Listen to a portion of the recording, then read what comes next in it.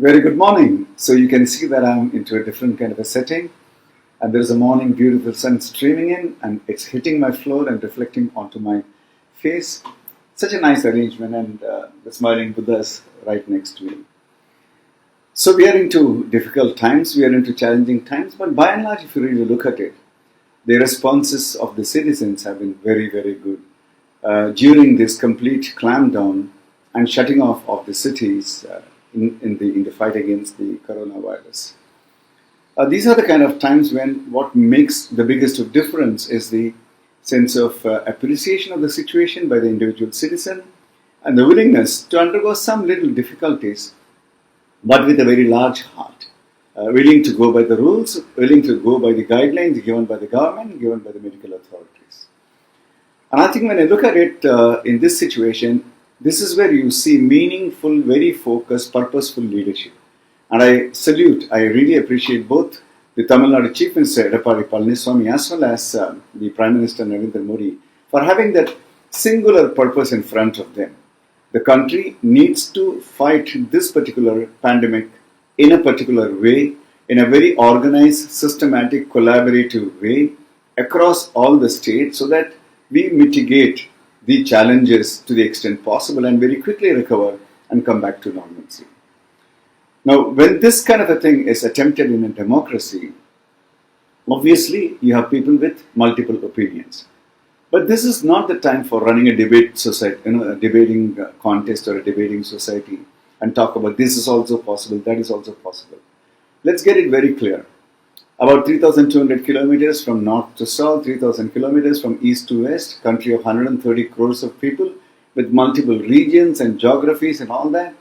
If we need to have some kind of a way in which we align and fight this together, I think we should first trust and go by what this government is trying to do. And I think this government is trying to do one hell of a lot of good things. In fact, many of the world leaders, many of the countries across the world are appreciating the kind of positive action, kind of very disciplined action that the Indian leaders are taking and the Indian public are following.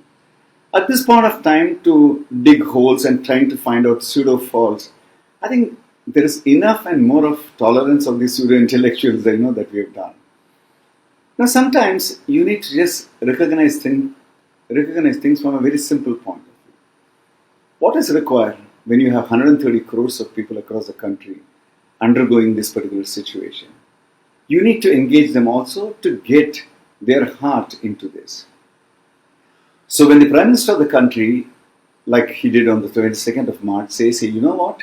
At the end of it, for the citizens to have a sense of participation about the whole thing, at the end of the day, at 5 o'clock, clap your hands or ring the bells, as if we are expressing our thanks to the medical people, to the police people, a whole lot of others who are working tirelessly towards this. I think the individual citizen gets a chance for expressing his own appreciation.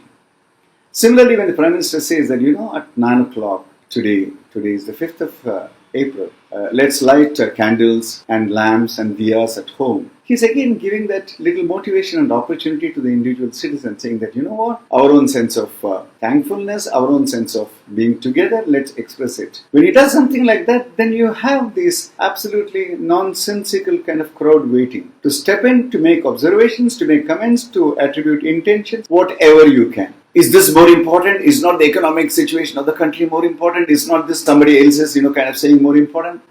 I think we have enough of crap coming from this pseudo-intellectual kind of minds. Why can't you people just shut up for some time? Why don't you realize that this is a time when there is a singular focus that is required? And when the leader of the country is trying to engage the people and have a manageable self-participation by individual homes across the country into something, do you have to read meanings into that and start making all kinds of nonsensical statements? Why, what happened to you and your pseudo-intellectual capability when for the Mother Earth, for the green Earth, across the globe, across Australia, across Antarctica, across America, across everywhere, we decided to switch off the lights for 5 minutes in the whole world? That time your intelligence didn't work, right? that was okay. Because whatever the West does or whatever is done in a Western style, that is okay with you. I don't want to get into further divisions of religion and kind of beliefs and things of that kind. But at some point of time, I think we need to have this crap completely cut off. When this country's prime minister is giving a call based on a desire to engage the population of this country into a sense of positivity, of participating in this huge fight against this pandemic. Don't bring your stale masalas of ideas just to find fault.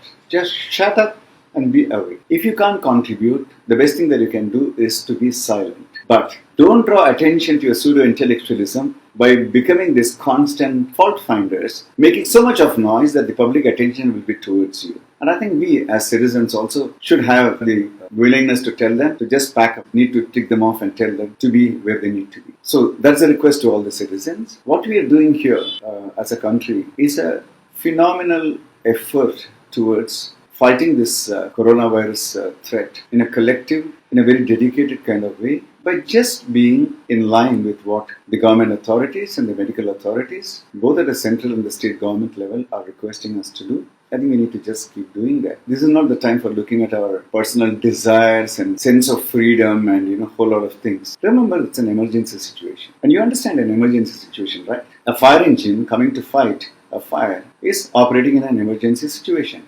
So does the fire engine, when it is coming on the road, tell the cyclist and the motorbikes, can you please give us some way? The fireman, when he comes to the building which is burning, he does not request the people, hello, if you don't mind, there is some behind you, 10 feet away. There is a little bit of fire that is burning. May I request you to? He just picks you up and carries you and throws you into the safety zone. Action. Strong, clear action. I think there's a firefighting. Let's understand the agenda very clearly and let's, as obedient citizens, do what is required rather than manufacturing all kinds of opinions and trying to get some kind of a personal attention and glory at this point. That's utterly unacceptable. So let's do our best as individuals, as collective citizens, to collaborate with the government. Let the coronavirus episode teach us how to be collaborative at the right point of time. And this is the time, my dear friends. Let's stand together, fight the coronavirus together.